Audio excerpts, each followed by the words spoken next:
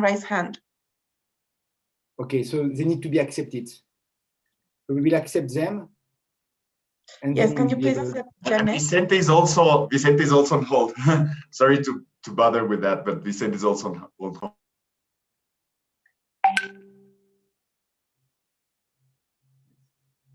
Also, please, the panelists, change your name because now you are marked as, in your case, Niha.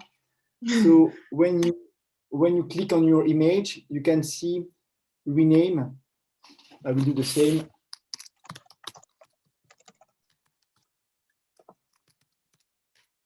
Okay, so we have.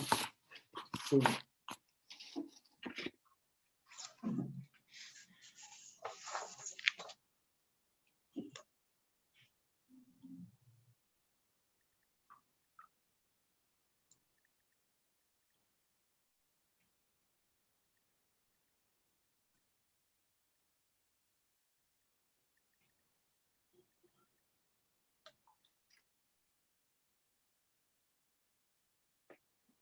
what time is it now in Ecuador, Camila? It's 8:30. 9:39.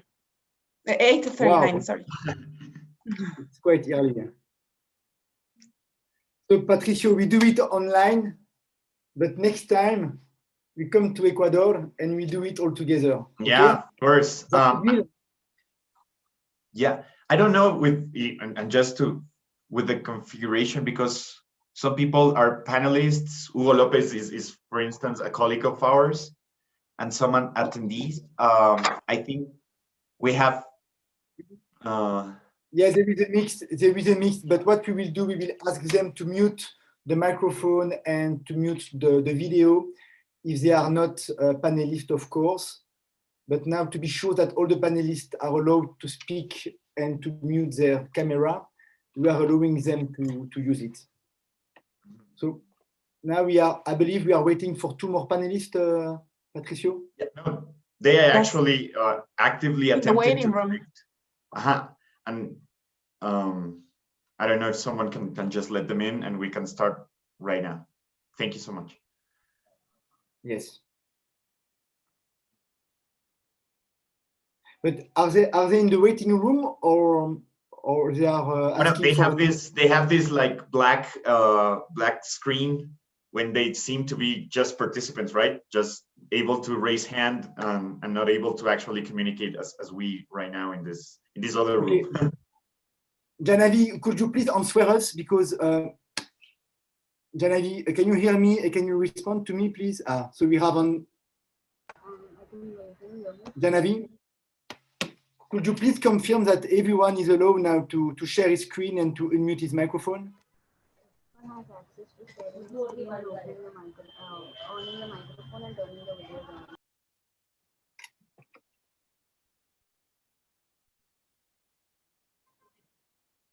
Okay, there is Vicente. So Vicente appeared. Right now. Yeah, but Janet is still not here. Hello, am I audible?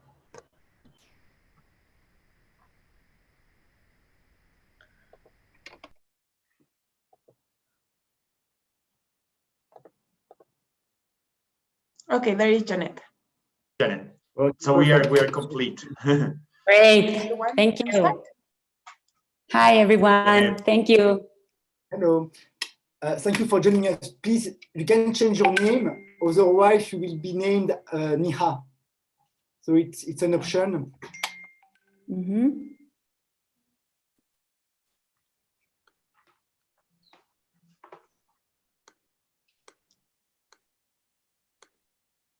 Perfect.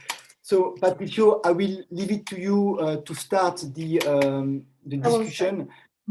I just wanted to, and Camila, because I think you are the moderator, Camila. But I just wanted before you start to say that we are delighted to learn about Ecuador today. That's the first time. We are very curious. Previously, for the last 2 weeks, we have been traveling in the whole continent, I would say, and we have been learning so much about many topics. It was very interesting. So today it's about Ecuador. Thank you, Patricio. Thank you to your law firm to joining us. And as I was just saying, We are looking forward to fly to Ecuador in 1 year, in 6 months, in 2 years, and to make it in situ with all of you. So now, Camila, the floor is yours, and enjoy the conversation. Thank you again for joining us. One more thing, please, the people joining us, mute your microphone and mute the camera when people are talking. Thank you very much. Thank you, Albin. Thank you, everyone, for being here today with us. I'm thrilled to share this space with such admirable colleagues. As you know, today we are going to discuss about the impact of new technologies in law and development. Such an accurate discussion for this not so usual year in a developing country like Ecuador. A year that definitely has made us implement and take advantage of technology. Here with us is Janet Calamarco, founding partner and CEO of the firm Legal Tech Asesores and Consultores, and also founding member and director of the Ecuadorian Association for Data Protection.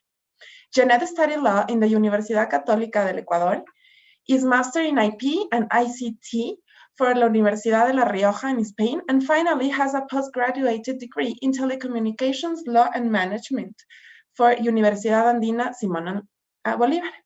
Janet has provided legal advice for more than 15 years in telecommunication and ICT industry to local and foreign companies. We've shared the experts roundtables for commenting the protection bill that is currently being treated at the National Assembly. And I can tell you that she is a really expert in the data protection field. Thank you, Janet, for your presence. Thanks, Camila, for that presentation. First of all, I want to know if all can listen me well. Is it good? Perfect. Okay. So thank you so much. I'm really honored to participate in this webinar with these talented speakers. And also I want to thank Berkeley Global Society for the opportunity and the invitation, as well as Perez Bustamante and Ponce also for the invitation. Thank you so much. So I want to share some ideas with you about this important and current topic. And if I can share my screen, we can start right now. Let me see if I'm authorized. Yes. Excellent.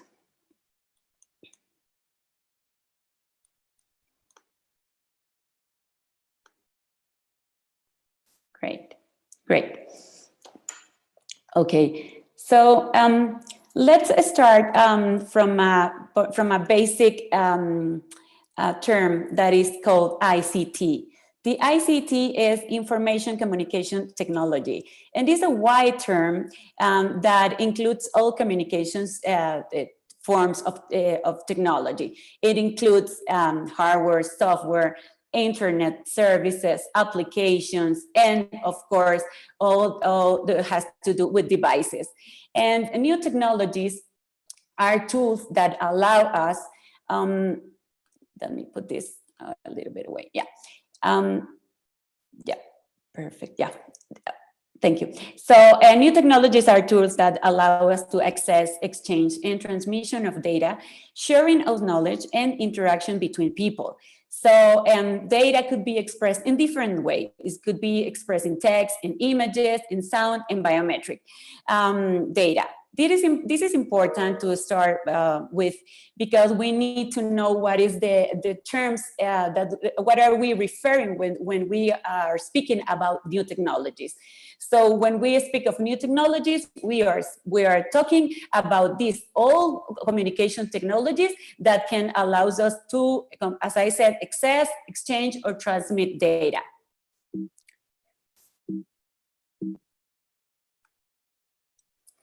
What are the characteristics of new technologies? Well, as you know, the new technologies are constantly evolving. For example, we have the emergent technologies that are in development, and also that can change the status quo.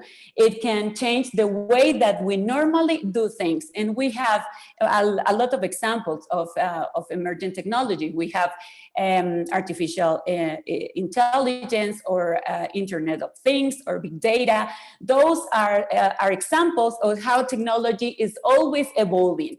Also, another characteristic of the new technologies is that they are cross-cutting elements, and it means that it will impact all areas, including, of course, law. And that is a big challenge of law, especially because law is a field that tries to regulate the human behavior. Another important characteristic of the technologies is that they are not a threat.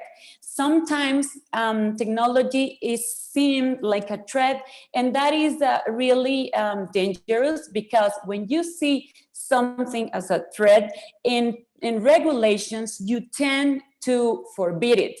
And that could be really harmful in terms to innovation. So we need to know and to learn about the technology, and try not to forbid it, but to know it.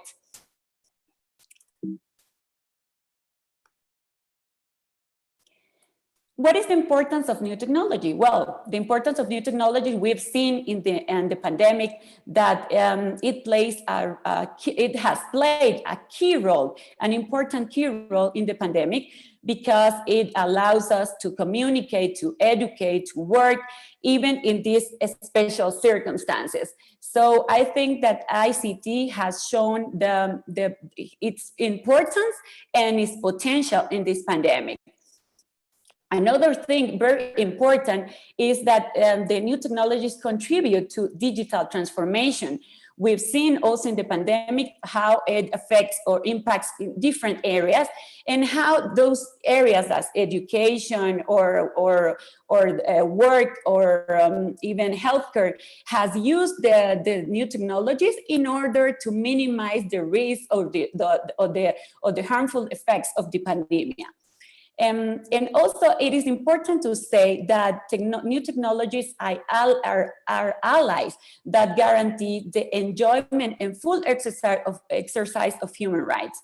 The most important and high international organization has recognized the technology as a vehicle to guarantee the respect of the human rights.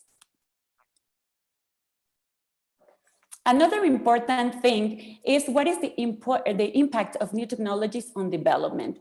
And it is important there to say that in 2015, the UN, the members of the UN agreed on a digital agenda. It's called the 2030 agenda that has a lot of goals in it.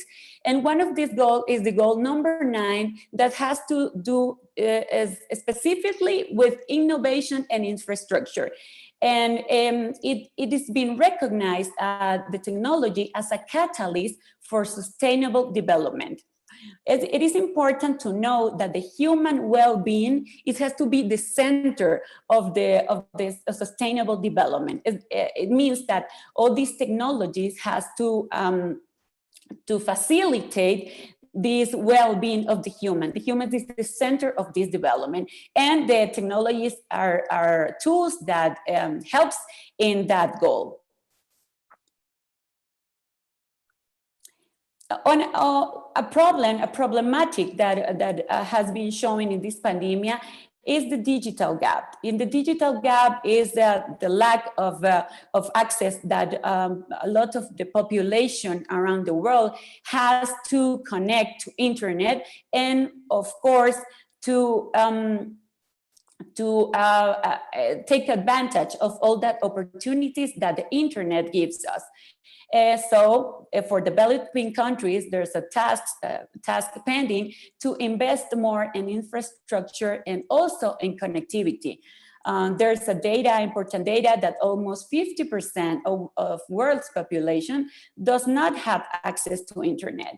So this is another thing important for development that we need to focus on in our developing countries as Ecuador.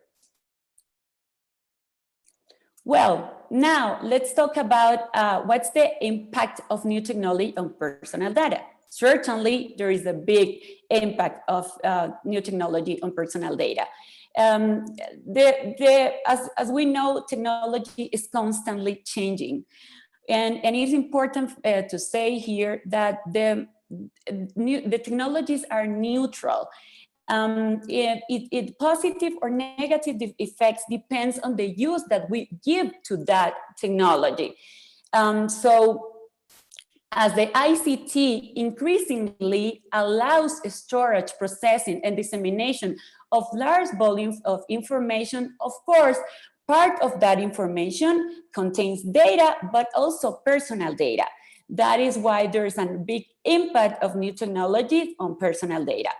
What are the threats? The undermining or even violation of privacy of personal data.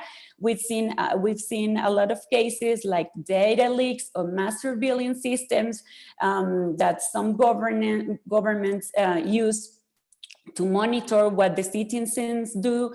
And there's also the transfer of data without prior consent or illegal transfer of our personal data.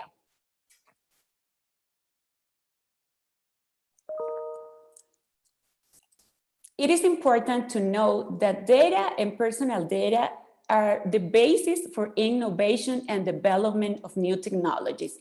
That is important in terms of what we are going to discuss or when we are going to build a law, because the role of this law on personal data has to guarantee, on one hand, the right of personal data protection, but without blocking innovation.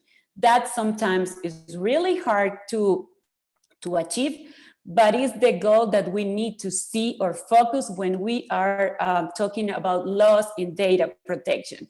The data protection laws has to guide these changes and problems that the ICT could bring.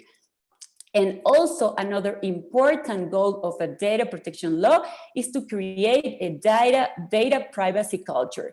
That is important, especially in our countries like ours, like Ecuador, that we don't have like a really big experience in this field. So it is important to raise this awareness and consciousness about the importance to respect the personal data. Here, let me tell you about some elements that needs to be in mind when we are talking about regulation and innovation. We need to know first that data protection law has major impact in digital systems. It could encourage the innovation, or it can limit or block the innovation.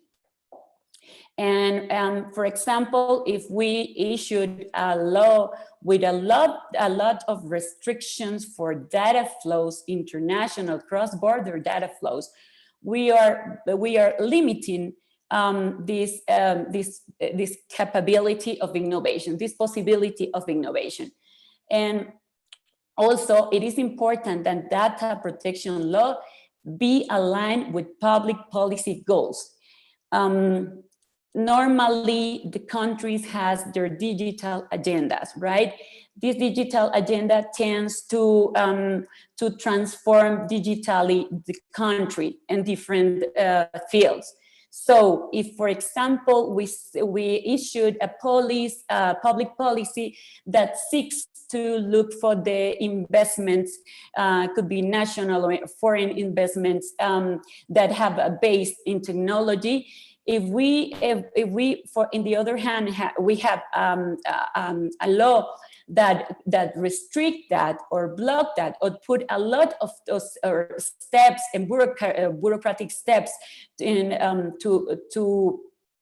to allow or to permit that flow, we won't be able to achieve that goal. So it is important that it has to be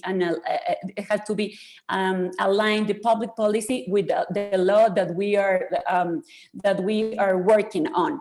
And also an essential key, of course, of any law data protection is to find that balance between the protection of the human right, and also promoting technological innovation. And that is a big and an important and major goal of the data protection laws. Another important part is that the data protection laws is part of what we call internet governance, because it major impacts in the digital ecosystem. So the way to construct and to build this law is by using this model that is called multi-stakeholder cooperation. It means that all the actors that are involved in the ecosystem and digital ecosystem has to contribute to the build of this law. And what are the multi-stakeholder? Well, they are academic community, governments, of course, private sector, civil society, and technical community. Those, of course, if we don't have the vision of perspective of one of those, the law will lack of effectiveness and it will be incomplete. Now I want to take a brief look of the Ecuadorian case in data protection. We have a personal data protection as a fundamental right recognized in our constitution in 2008. We also have a draft law of personal data, which is currently in debate in our Congress. It is inspired by the GDPR, the European General Data Protection Regulation, and it is expected to be issued or approved in 2021. We are discussing with all the multi-stakeholders, trying to get them involved in the law, because it is really important that it doesn't have only the government view. It is so important and essential for the effectiveness of the law that has all this input from these actors, as I said, academic, community, and civil society, and of course the private sector. I want to give you finally some keys about the regulatory framework for digital ecosystem. Those are recommendations that we should observe when we are constructing or debating a regulation that will impact on the digital ecosystem. First of all, the law must adapt to reality and not the opposite.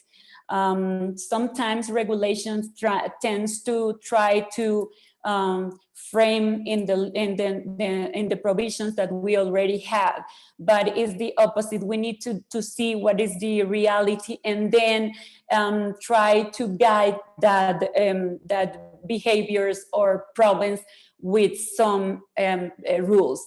The second one is to analyze the impact of regulation on digital system prior to their adoption. For example, in Ecuador, we are an economy, our productive sector is made of 90% of small and medium companies. So if you see that, for example, you have to think that when you create a law and you are writing these fines, for example, for any infringements, you need to look or to know that we are an economy of small enterprises. And if you don't see that, maybe you can come out with some so high fines that can really damage or even close those businesses. And another thing is to have flexible regulations. We need to avoid to regulate thinking of technologies and platforms. we need to focus on behaviors, on the problems that those technologies are bringing, and not to the technology itself. As I said, it could harmful really seriously innovation. Another thing is important to avoid overregulation. Overregulation tends to go in the opposite way of promoting innovation. And it is more important to have really clear rules, principles that are really clear, and not try to have excessiveness of these regulations and bureaucratic, for example, administrative obligations.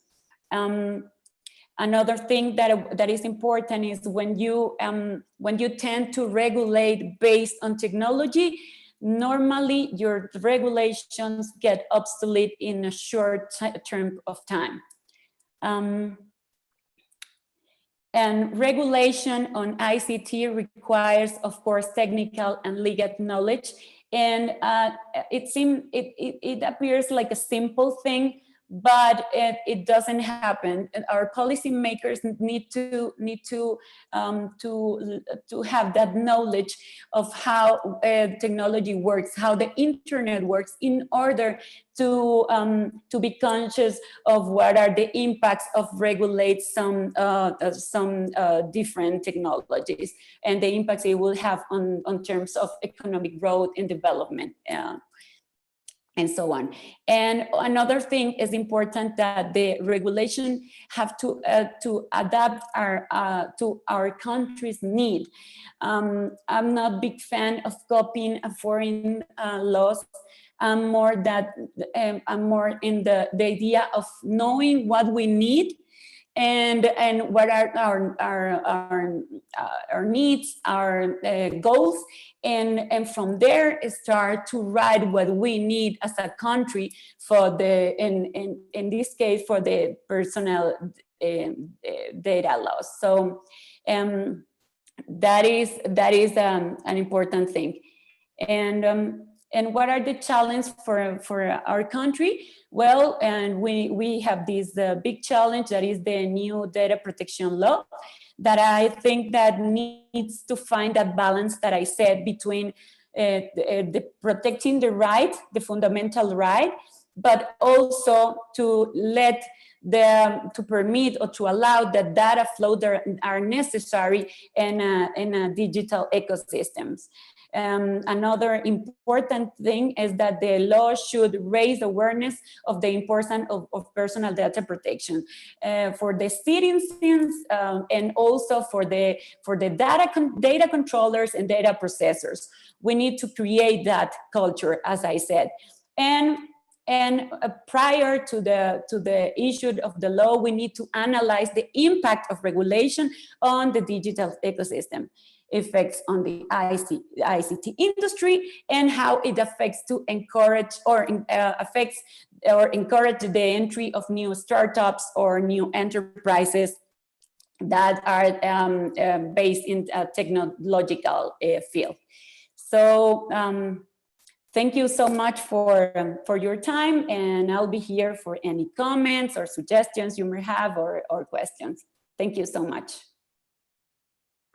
Thank you very much, Jeanette. I'm sure that everyone enjoyed hearing you as much as I did. I have a few questions for you. You told us about a bill that is being treated right now in the National Assembly.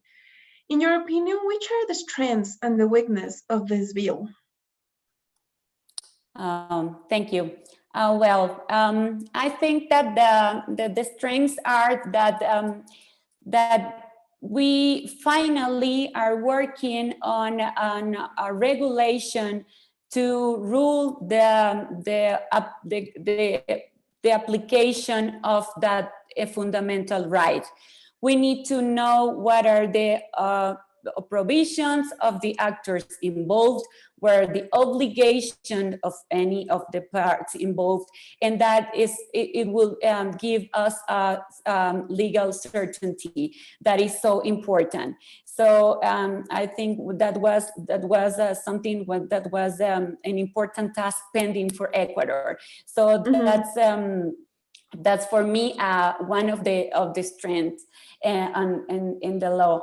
And another thing is that is inspired in the European regulation, general regulation, that is that has this high standard that guarantee the respect of that right, and that is very important. And the weaknesses, well, I find that for example, as I said, that the fines I think are too high for considering our reality. And we need to, as I said, we need to align more with the needs and reality of our situation. Especially, we are in a crisis right now, and these fines should be like more moderate. And I think they are so high that maybe it could harmful the businesses and the entrance of new businesses. It could bring some way of sense of fear for new development and new startups. That is one of the weaknesses. The other thing is that I think is it has a lot of bureaucratic provisions. I think we could have a much small law with the focus on the principal aspects and not a lot of bureaucratic things that are not necessarily important to the goal that is protecting the right. And also the authority that would regulate and control the personal, the law and the personal data. It was an agency of the government, and I think that is not convenient at all.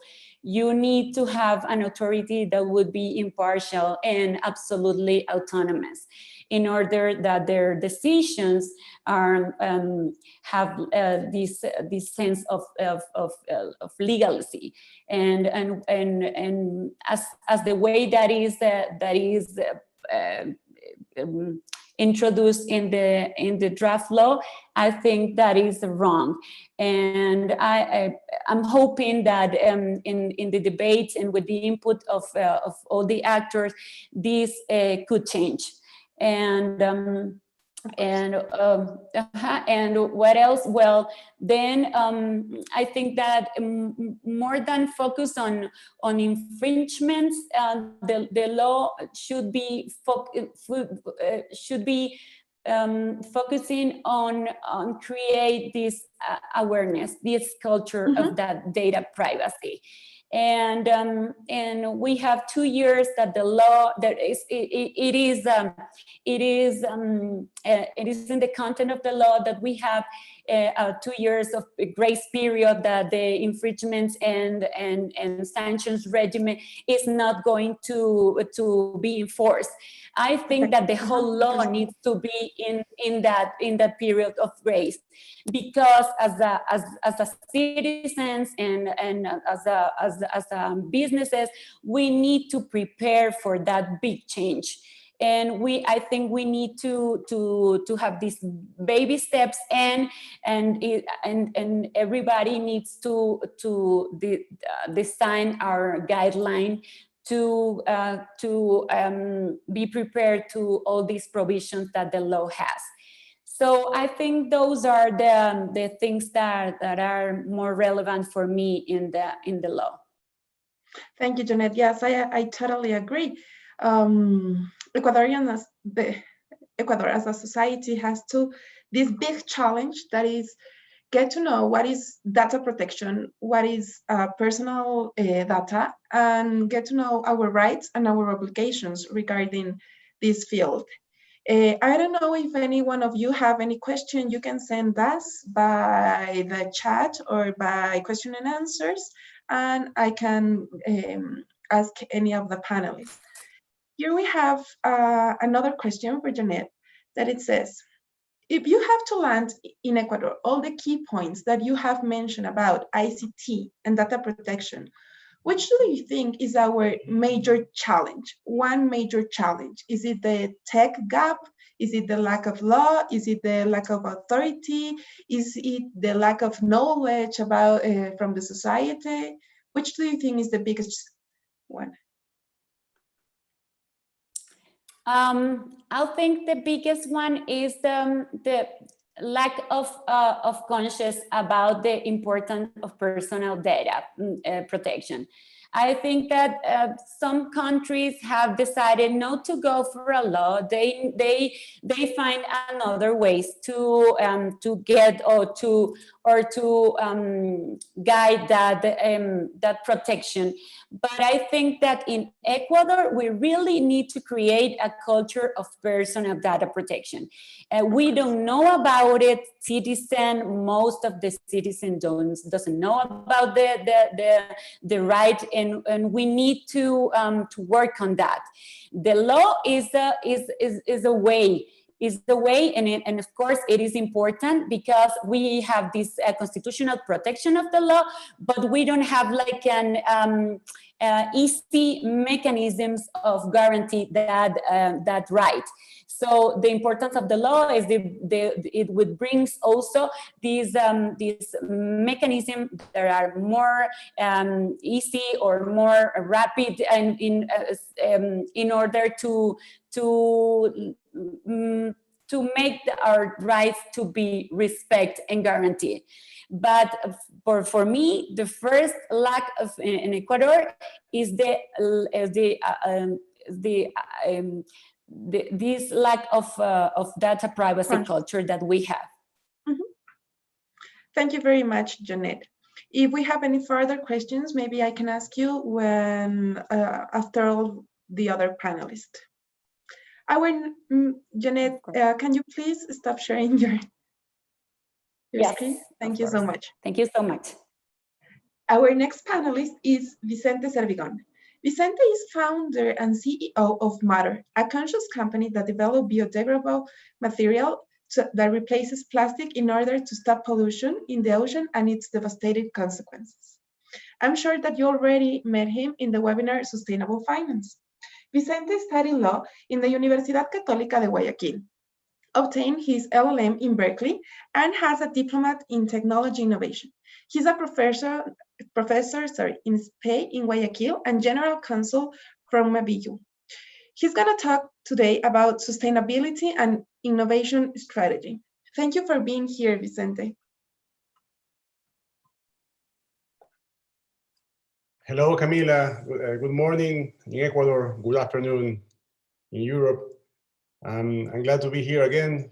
I was speaking also last week. Congratulations again, Alvin, for gathering this group together.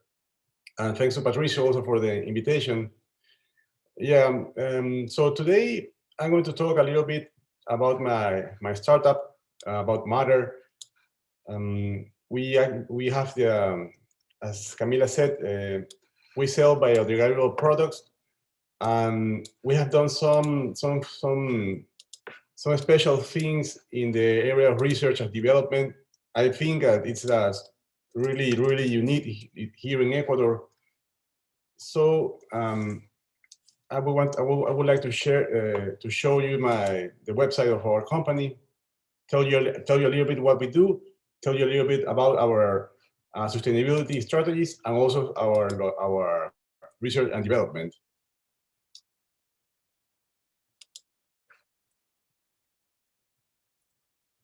Okay, can you see my screen? No, yet. I think you have to give it a second. Yes, we can see your screen, but we cannot see the slide. Yes, Okay, that's better now. there it is. There is. Okay, so this is Matter. Matter actually means like in the name it's matter because about what we care ocean matters, or people matter who care about the ocean, and matter also about this kind of new materials that are evolving. So we sell biodegradable products, t-shirt bags, not made of normal plastic, that are made from polyethylene. These plastics are made from cornstarch, or PLA. It's called polylactic acid. So these are called biopolymers, instead of the normal polymers that are petroleum-based. What is our sustainability strategy? We focus on three bottom line results. That means that we want to have a positive impact in the environment, in the society, and economic also. How do we get this environmental impact? Through the product themselves, because either they are biodegradable. That means that after a certain period of time and under the certain conditions, the products will the polymer chain will break and the product will biodegrade. In some cases, it will also be compostable. It means that it will nurture the land. How do we try to have the social impact? We know that our goal is to protect the oceans, and we know that this goal we are not going to achieve it just selling our products. So we partner with several NGOs. These two NGOs, they do cleaning in the beaches. They also do some kind of education work in schools, in communities near the sea. The Olympic Committee, Ecuadorian Committee, another educational NGO. So we partner with these NGOs. We donate at least 1% of our sales to these NGOs in order to achieve our goals. That is to the protection of the ocean. And the economic impact, we achieve it through our sales, because it's through our sales that we can help these communities. So that's more or less our sustainability strategy. Now that we are a startup, we have been 2 years in the market. Of course, we would like to deepen that outreach in other ways, but as the beginning, that was our strategy. And I also wanted to talk a little bit about our innovation strategy. Like Camila was talking about, like what we Ecuador should do as a society. And in the last 15 years, I have always here, 20 years moreover, that Ecuador, we are a country that we only produce like raw materials. We're only exporter of natural products like bananas or oil, products with really, really low technology advance or with really, really low kind of aggregate value. That's what I want to say. So what's our strategy? What would we do? What would we propose? These biopolymers, the product that we made came from renewable resources like corn, like sugarcane, and those resources are really available here in Ecuador.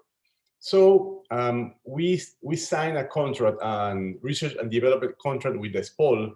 SPOL is a university here in Guayaquil. It's a top public university here in Guayaquil. That's where I also teach my class about sustainability and innovation. We signed this contract like 1 year ago. So the researchers, the professors here at SPOL, they are looking for a formula so we can produce these biopolymers here in Ecuador. And other companies in Mexico have done the same with cacao seeds, with avocado seeds. This technology that make the biopolymer from renewable resources came from Europe and the United States. They use like corn, canola, sugarcane. So we think that in Ecuador we have some competitive advantages because since we're a tropical country, we can harvest every day of the year, especially here in the coast. So I'm not sure whether Camila and Pato, they came from big firms. If you have knowledge of any kind of similar endeavor of a company investing in R&D in local universities. Normally, the companies in Ecuador, they buy technology from abroad. But our bet is to invest here in Ecuador with our local researchers. So, well, that's basically what I wanted to talk about in this context of the innovation panel, about what we do at Matter. So I'm really thankful for this opportunity to talk about my startup. I'm also open for questions. I have some notes here. I remember Janet talked about something, the digital gap in Ecuador. And that's very interesting, and that took my attention because during the pandemic, at least in Matter, we shift for full-time work at the office to a part-time work, like a home office work. Like we work only two days a week in the office, and the rest of the days in just at home. And I think that the pandemic was a really good chance, a really good opportunity to make these catalyst changes in companies, and also in the minds of people, that we can be productive, like working from home. Actually, at my home right now. So that's another thing that's changing in the world, and maybe not at the same pace here in Ecuador, a little bit slower, but I think it's a really interesting point to see how these trends are going to be adopted here in Ecuador. And of course, really important and very interesting what Annette said about the regulations on how to protect our privacy. Okay. Thank you very much. Thank you, Vicente. I absolutely love Matter, your concept, and the results. When it comes to regulation, which can you describe as the major challenge in Ecuador that Matter has overcome? Oh, that's a really good question. I was thinking before this panel about, like, for example, intellectual property laws. We have adequate, like, patent protections regulations. I was thinking about it, but we don't have, like, criminal penalties for patent infringement. We have a criminal punishment for trade secrets infringement, but not for patents. Also, I'm an entrepreneur. I'm thinking about what happens if somebody copies my idea or copies my patent. So also is I think more than in the intellectual property aspect, more than regulations, I think is a point that there is not much prior knowledge about this kind of works, because I don't know if you have seen something similar in your law firm, but we at Spolway, we were negotiating agreement. We begin from zero because there was no kind of prior contract to work with. So I think also that the courts, in case of a patent infringement, the courts will also don't have any kind of knowledge on how to decide. Yeah. There are also about regulations fostering innovations. This we call the IP law here in Ecuador. We call Código de Ingenios. Bueno, yeah, it has a lot of incentives to entrepreneurs or to foster innovation. We haven't applied or we haven't taken into consideration any of them. Because there's a lot of red tape involved. You know, if you want to have some kind of benefit, you have to really do a really long process. As a startup, we are not in that mood. So those are really good questions. So what else I can say about the innovation? I believe the government also, or the Ecuadorian law, has made a big step fostering innovation with in the corporate aspect with the SAS. This is Sociedad de Acciones Simplificadas. That's a good step, because I haven't incorporated a SAS, but I heard that the SA before takes like 30 days, and now the SAS can be done in 2 days, something like that. Yes, I've heard that. Yeah. Yeah, thank you, Vicente. I totally agree. I think what you said about the IP law about and the relation with criminal law, it was raised with Código Ingenios, and that's one of the weaknesses of our law. But I have to tell you, you have a unique thing there, and I can imagine that maybe you, our courts and the people from the PTO is not prepared to talk about it or has not enough knowledge in order to assure your protection. And it's not nice to say that, but I can imagine that that's happening. Once again, I have to tell you that I'm your biggest fan. I really love what you're doing, and I hope that you get more and more done every day. Thank you. And thank you very much for being here with us. Our final panelist is Patricio Quevedo. He's a senior associate in the Dispute Resolution Department of Pérez Bustamante Ponce. He graduated as a lawyer from Universidad de las Américas and obtained his LLM degree from Universidad of California in Berkeley in 2016. He's a tenured professor of general procedural law in Universidad de las Américas in Quito since 2017. He was the director of the International Center for Arbitration and Mediation and is arbitration secretary of the Center of Arbitration and Mediation of the Chamber of Commerce in Quito. I'm so honored to be Patricia's colleague in PVP. I leave you with him. Thank you, Cami, for such a generous introduction, actually.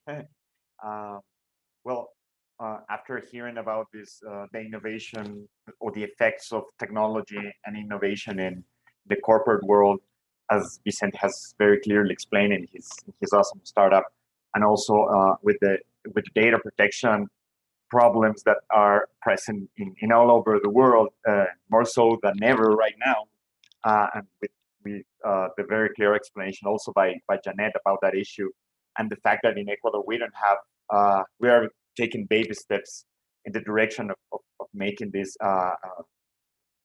to put this in the front of the public discussion. My panelists have tasked me to actually talk about dispute resolution and how technology can affect actually or can change many things in the near future in regards to dispute resolution.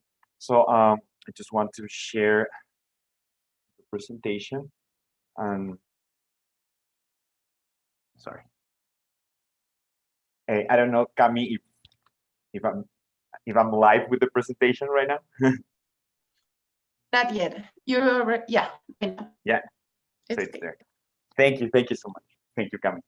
So in the research to make this presentation, I have encountered a lot of very valuable information that I just wanted to share with you very quickly.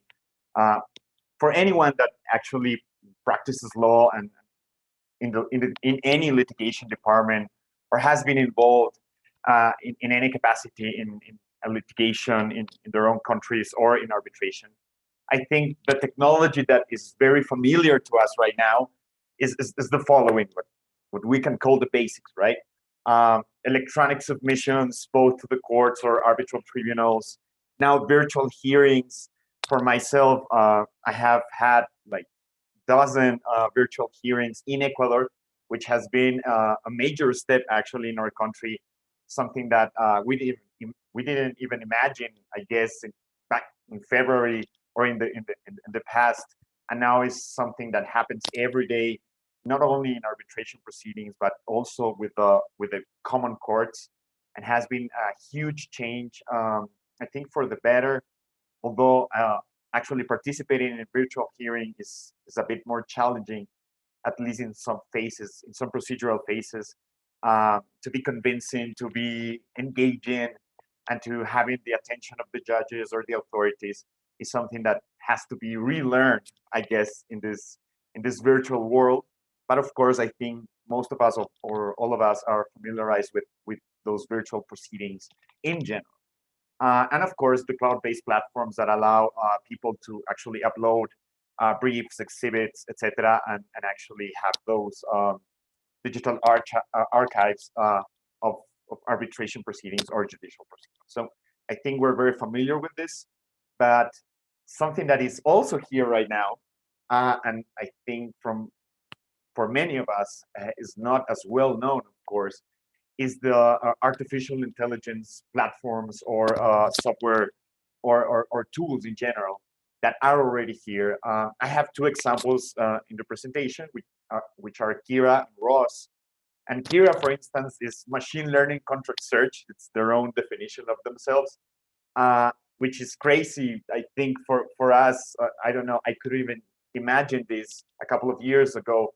It's not only like the software that you use for your typical due diligence that actually finds some keywords or finds some red flag issues. Kira actually reads the contract, if that could be said, reads the contract, and actually understands the contract and its effects. So this is something that is happening right now. Also Ross, which is also a very famous legal solution platform. It's just basically started as taking the next step on legal research platforms.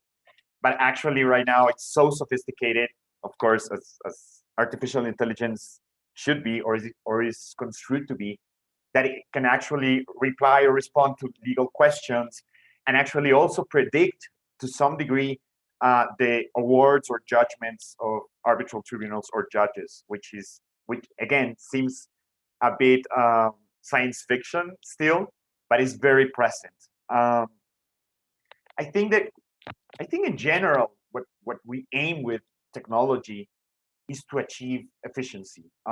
Of course, we achieve that, especially with artificial intelligence.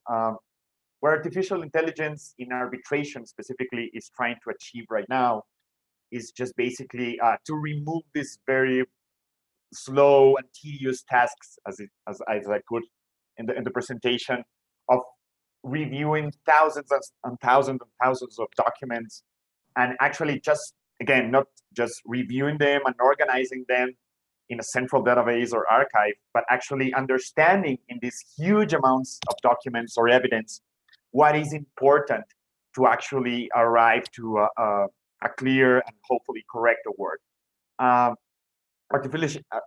just read an article where it said that artificial intelligence also can now just read a contract and, for instance, recommend the form of the arbitration agreement in that contract, which is also something that is obviously very surprising. But as anyone who's here that has practiced in arbitration, the arbitral clause or negotiated, I don't know, an SPA contract or a very complex contract in any phase or type, has seen that the arbitration clause is usually included at the end of the discussion. So if you have an AI platform or system or software, it can analyze these huge contracts and maybe recommend the best possible or a very good, at least, arbitration agreement, ensuring its validity, the seat of arbitration, the choice of law that is effective to that actual deal or contract. And these are things that are not just being discussed right now, but starting to happen right now. And so for arbitration, the first promise of arbitration, when arbitration started, one of the promises at least was speed. Judicial court system is very slow, is not efficient. It's obviously not innovating. Creating procedural laws, or the procedural laws that are in place in many countries are old, are difficult to be changed. Legislators are stubborn, judges are stubborn. So maybe these actual tools, I think it's very, very likely that in the near future will bring back speed to the table of arbitration, which is something that has been a concern for the last couple of years. The arbitration proceedings are starting to become also very slow in some cases, of course, because of the complexities associated with them. Another thing that is happening right now is tools for selecting arbitrators. So if you have an AI, basically just your huge lists or short lists of arbitrators for these big cases can be reduced to actually stating or introducing data to these platforms and say which is the best arbitrator for me as a party in such a process. So basically the AI will actually solve a lot of problems associated with that selection. I actually chose from an article for problems that can be diminished or just plainly eliminated with artificial intelligence in charge of selecting arbitrators, deal with the unconscious bias, reduce challenges, because at the end of the day, the AI will be actually, I don't know, has legitimacy in the fact that it uses algorithms to select these arbitrators, and this unconscious bias or challenges because this arbitrator had that opinion, and will be reduced because basically what the AI will do is filter all these problems and actually choose an adequate and correct arbitrator for this.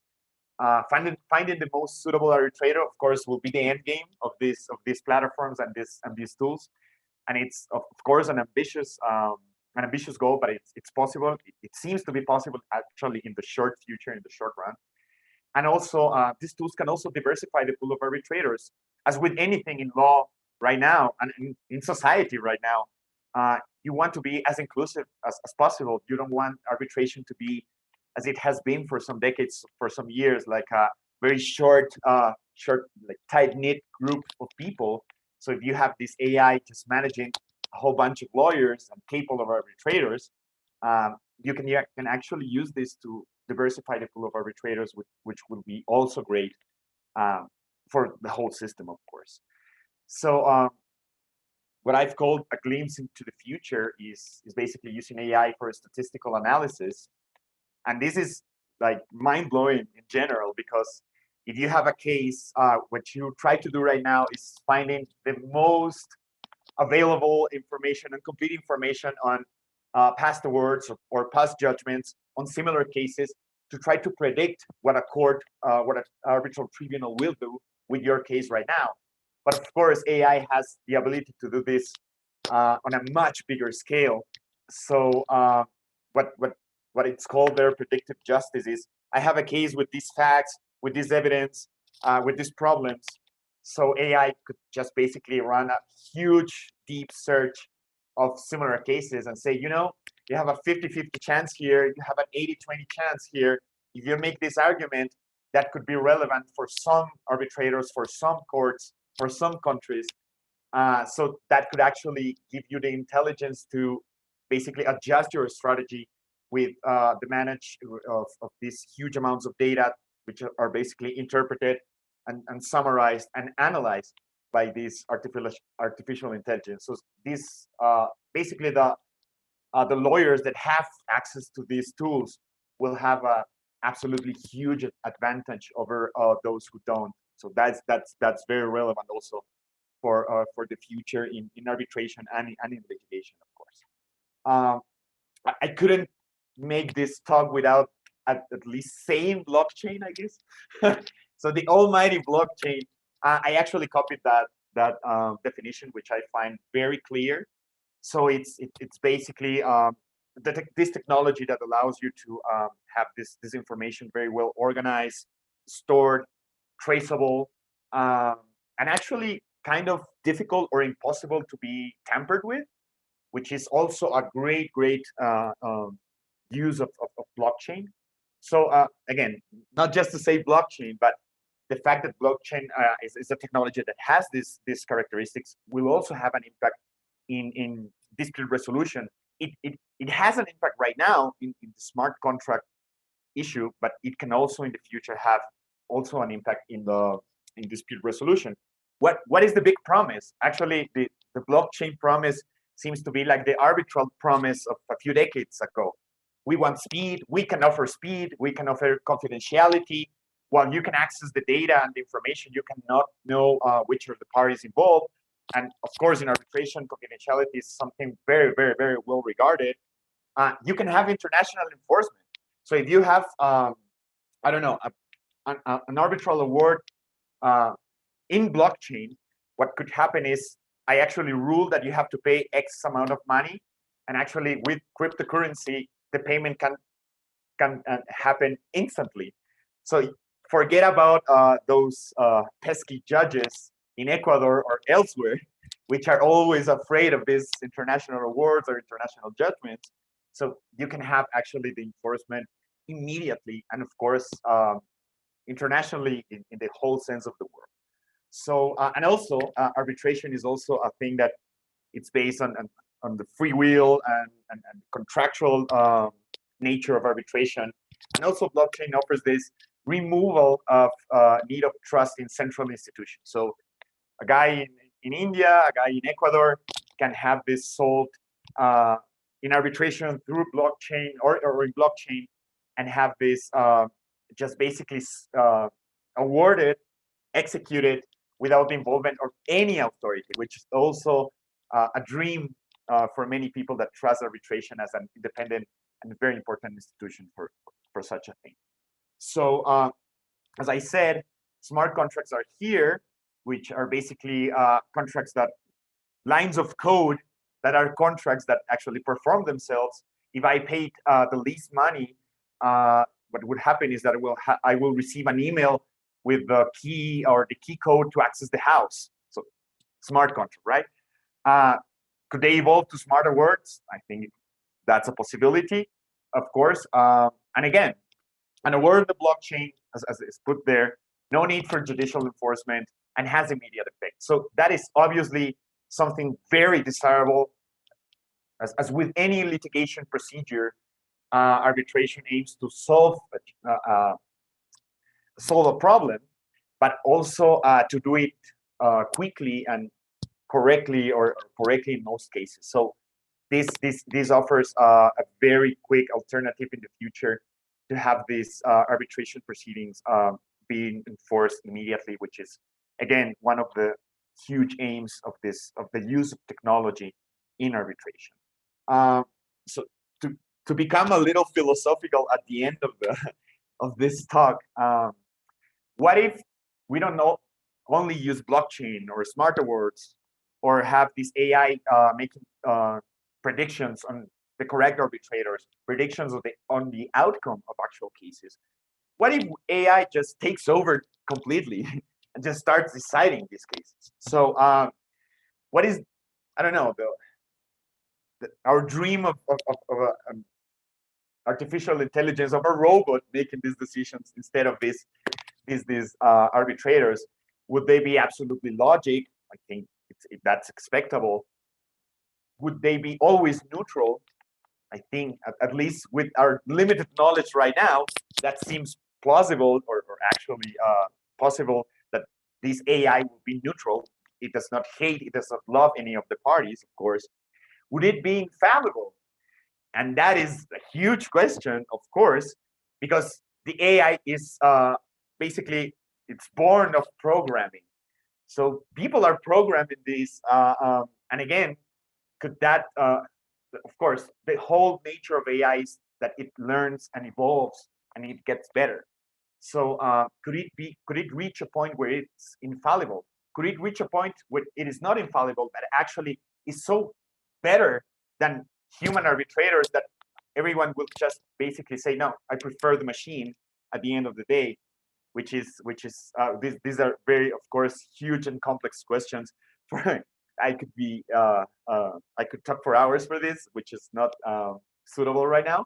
But I just want to leave you with these questions.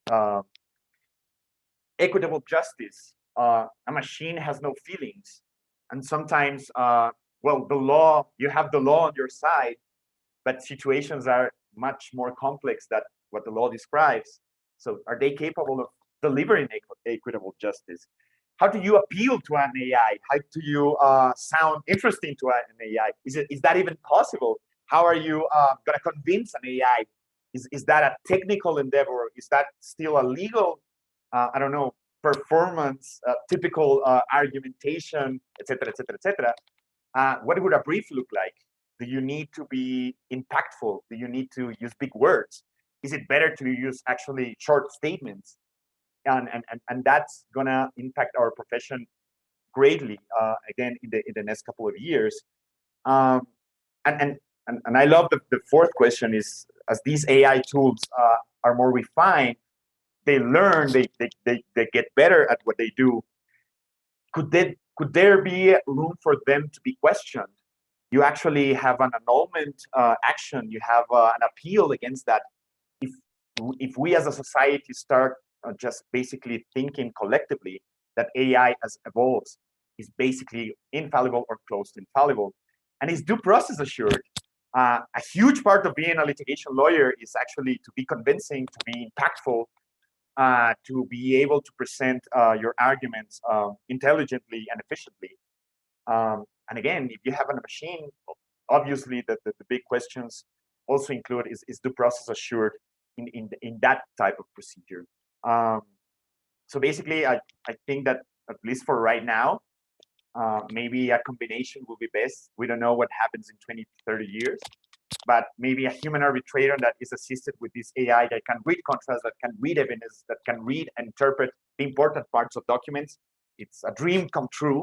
Actually, it's almost sure that this will produce better arbitral awards because this AI is very useful and getting very good at managing these large amounts of information, documents, and extracting and analyze meaning, which for me, again, still sounds like science fiction.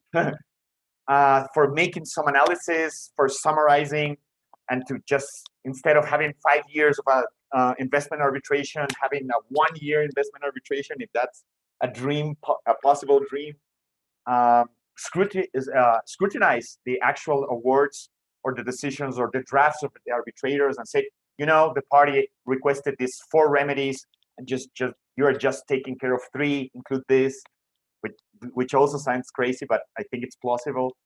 And of course, talking about the process, the legitimacy of having a human arbitrator decide, even if heavily assisted with this AI, may be something desirable, at least for the near future. So this is just a bunch of ideas that I wanted to share with you in regards to arbitration and litigation in general and these new technologies. Thank you so much. Thank you very much, Patricio. It still sounds like Back to the Future when I hear you talk about this. Yeah, for me too. Mm-hmm. Do you think that our system is prepared for this kind of technology?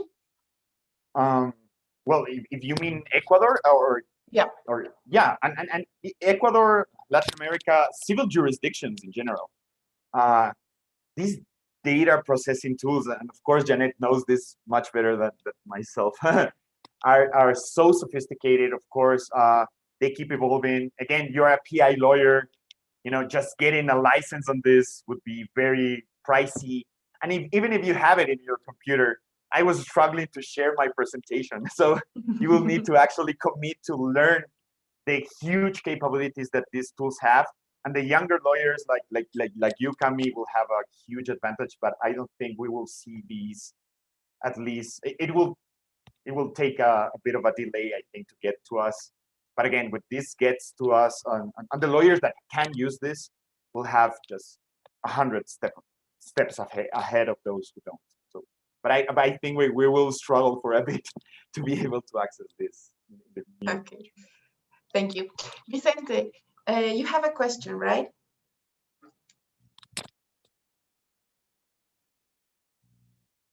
I think you're muted. You're mute.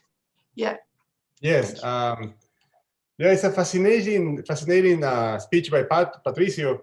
I really agree. I also have my hopes on artificial intelligence. After several years of endurance, this arbitrarity of our courts. So I also think that the fact that the AI can take decisions and solve our problems is a really good outcome. No? I have a question for Patricio. This AI stuff sounds really sophisticated. And I know that I want to share my screen again. I know that there are a couple of softwares, AI softwares on the market. This, for example, this Rebel Law or Leg Analytics by LexisNexis that actually, as you say, at least in the US, it predicts how the courts are going to decide. So I want to ask in your experience, as a big firm, does these softwares are actually used, maybe not in Ecuador, but also in maybe other law firms in South America? I don't think they are so prevalent right now because, well, the tricky part is the analysis, right? So that they are getting so sophisticated they can actually analyze and predict. But to analyze and predict, you need the input of data first. So you will basically need a very sophisticated system of judicial information, historical, judicial, and arbitral information first to have that central database organized, and then you can actually apply the tool. So I don't think we, in Ecuador at least, have still the very well organized information, less so maybe such advanced software to actually analyze, which is again the tricky part. But it will have to come. Someone will do it, and you're a startup guy, so there's your $1 million idea also. Yeah. But another question, I know some startups in Ecuador that are working in smart contracts. That's more feasible to become available in Ecuador. Like in one contract, one clause has an algorithm, and in case of the debtor doesn't pay the debt, it's automatically makes the default. Yeah. Is that working in Ecuador right now, or? To my knowledge, not so much, but I don't know, Cami, if you're better suited to reply to this. You're more technological than me by far. Yeah, we haven't seen one yet. We've read about a lot about it, and I think that once again, it's something that it's coming, especially from people like you that are such entrepreneurs, but we haven't seen one yet. Okay, Janet, you also told us you have a question. Thank you, Cami. Yes, excellent presentation, Patricio. I like it so much. Thank you. First, I noticed that one of the biggest challenge for our country will be to develop these digital skills especially by the policymakers and judges. Yeah. And it is important not just to have the technology, but knows how to use it. And sometimes I think we had a lack of that. So that is like a comment that I wanted to say, that we need to prepare for that in all the fields, especially when you are an authority or you are a policy maker. So that is another big goal and task that we have in Ecuador. And I have a question. In data protection law, in some regulations, you have a stage that is called mediation, and you can, some cases that are not involving sensitive data like political belief or religion, etc. You can submit it to this procedure, and it shows that helps a lot in not to find a more easy way or more effective way to have a response in terms of guarantee or right. For example, a lot of the complaints that the citizens present before the authority are concerning to, for example, my data was wrong and is incomplete, all those kind of things.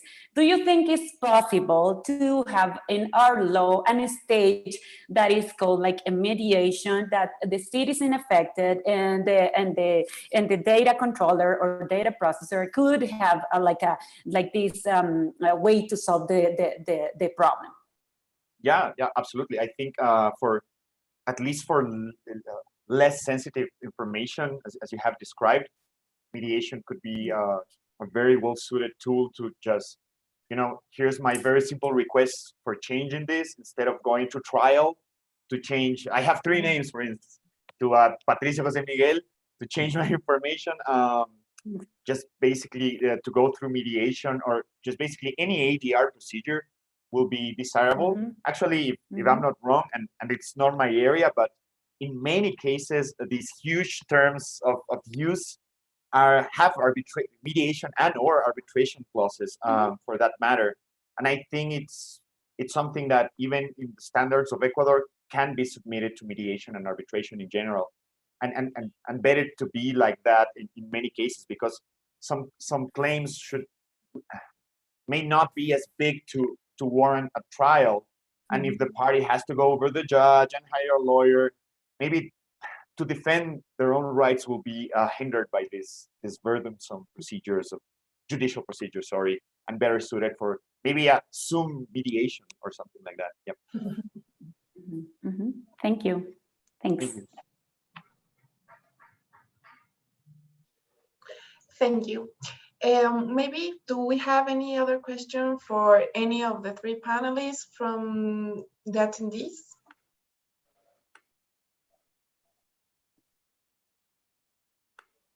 Well, I think we don't have any further questions. So I want to once again thank you, Berkeley Global Society, for the invitation, for having us. We have had such a great time today discussing the impact of technology in law. And I want to thank you, Janet, Patricio, Vicente, Obin, for being here today, as well as all the attendees. Thank you so much.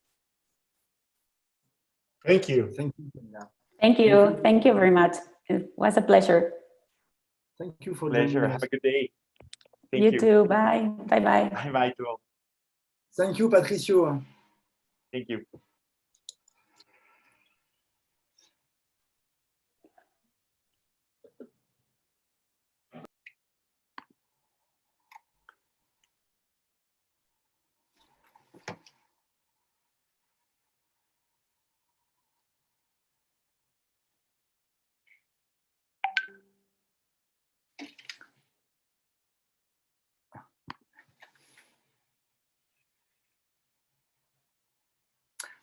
Janadi, please, you can stop the YouTube and you can also stop the record. And thank you everyone for joining us. I see that some people are still connected.